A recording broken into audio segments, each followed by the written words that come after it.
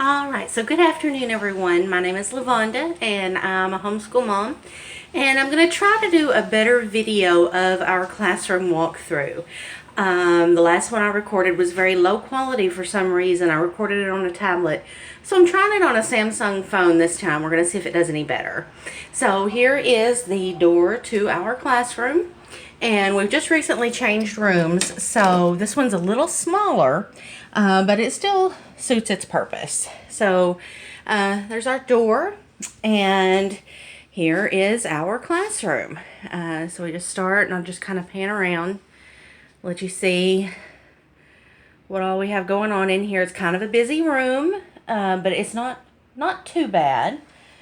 But we did have to do some strategic placement of things to get everything in here. So let me just kind of walk through and let you know and see where everything is to kind of get an idea how you might want to decorate your homeschool room. Safety first, smoke alarm. These are some pictures that my son, KDE, I'll forget it, his name's Cody. He drew these for me. He started asking me questions about favorite old cartoons. And so in his effort to learn how to draw, he has just looked at visual aids to figure out how to draw these. So he's done really well. So here is our classroom calendar, and it is interactive. So we could come up and like Earth Day is on the 22nd. So we have a little card for Earth Day, and we just pop it in there. And I have cards for all the holidays, all the birthdays, field trips, first quarter, second quarter, third quarter, first day of school, all that stuff. So there's our classroom calendar. And I'm going to stand back here so I can get the entire wall. And here is the Writing and Learning Center. So this is where Cannon over here and Cody over there sit whenever they're doing their spelling or their writing or anything that requires them to use pencil and paper, which I'm hoping to incorporate more of, trying to move away from the computer-based learning a little bit and see how they do. And that's Flat Stanley. He goes with us everywhere. Anytime we learn something new, we ask Flat Stanley what he thinks about it. So here we have our word walls. These are the 10 to 12 most difficult words for this unit that we're in. And so on Tuesdays, you can see that our agenda is to do our word wall sentences. So we take these words that are difficult to spell and we put them in a sentence. And in doing that, we try to find ways of memorizing the word, how it looks, strange things about the word, what other words are found inside those words to help better learn how to spell them. Here is our kind of agenda board. It lets us know everything that we're doing this week. Made it out of a bulletin board and some chalkboard paint. And this is our little line that we hang our artwork on whenever we have artwork that needs to dry. And here is our files for paper, and then the 6th grade and 4th grade assignments, and then the top one is for a little bit whenever she does paperwork and we turn it in. Extra space for storing paper throughout the year before I purge through it to put it in their portfolios. And next we have their computer-based, let me turn it sideways here. We have their computer-based learning center. So each one has their own computer, and they're able to get on there and do their easy peasy assignments. They check their email for their agendas. We have scratch paper if they need it, if they're doing math online. So that comes in handy if they need some scrap paper. Let's see, over here we have dry erase boards. This is the one that I lowered for a little bit so that she can practice writing on a board. And the top one I use for lecture. And then we have our bookshelves that contain just various books and learning components. We have some books for when they're a little bit older to work out of. And then we have our science and our technology and our music books And then we have our literature books. Love, love, love this series. It's Little House series. And then we have books like To Kill a Mockingbird. We have the Giver series. Avi wrote the Crispin series, and it is magnificent. And then we have Romeo and Juliet. Let's see, Stuart Little, The Outsiders. Just all different types of literature books that we can pull from for read alouds and things like that. We visit our local library quite often, so I've eliminated a lot of our books. They were just simply taking up too much space, but we go to the library often enough that that we keep some fresh material.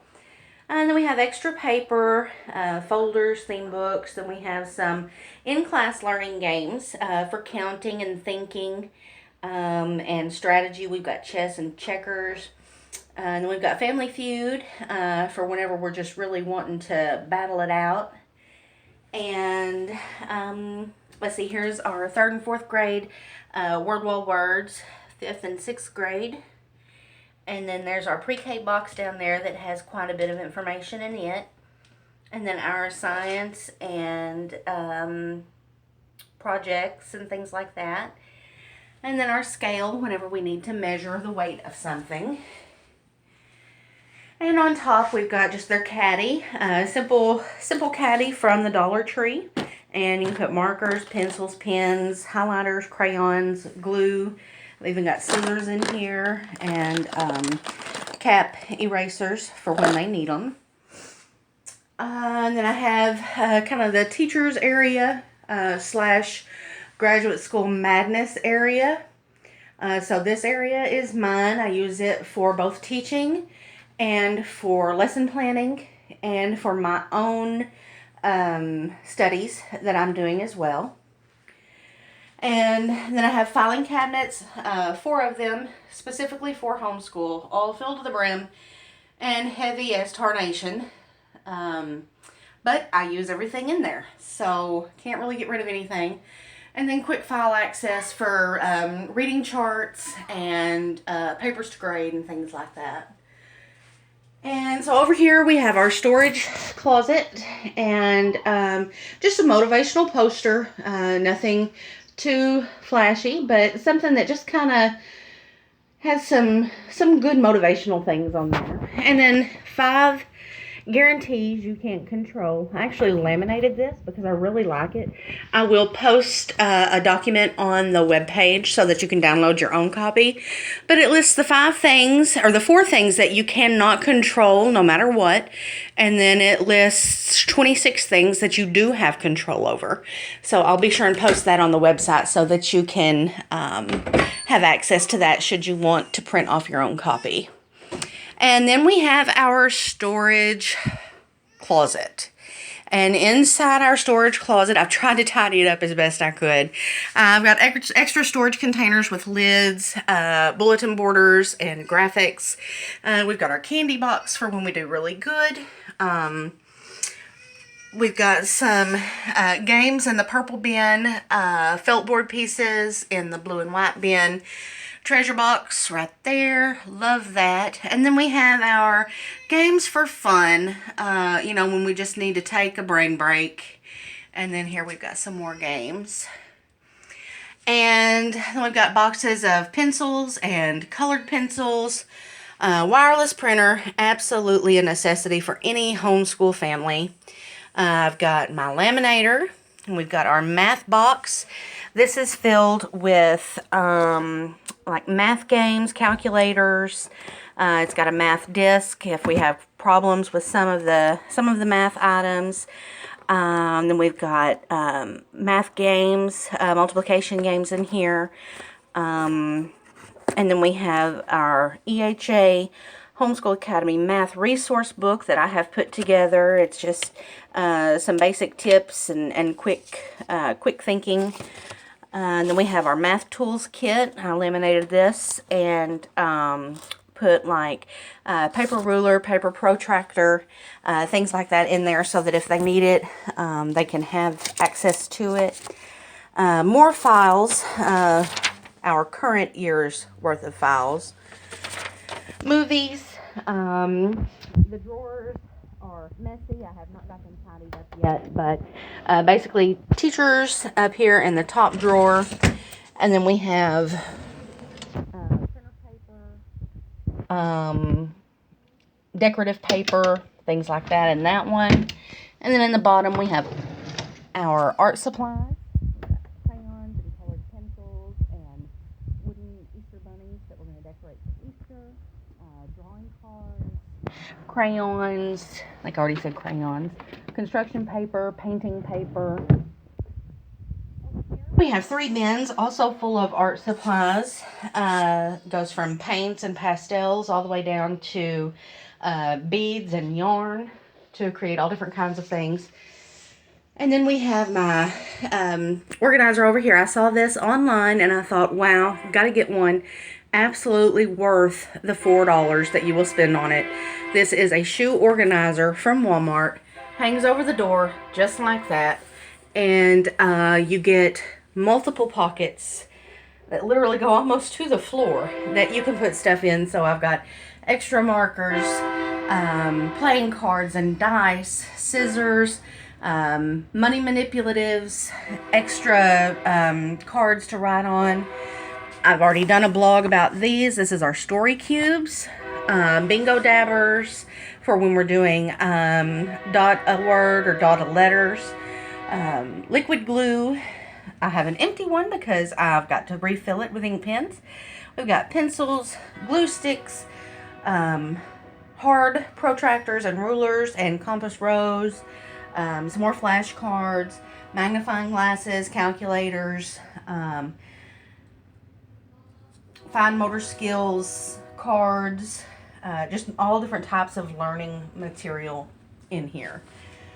Oh yes, I did want to show you what I go to whenever my children are really bored.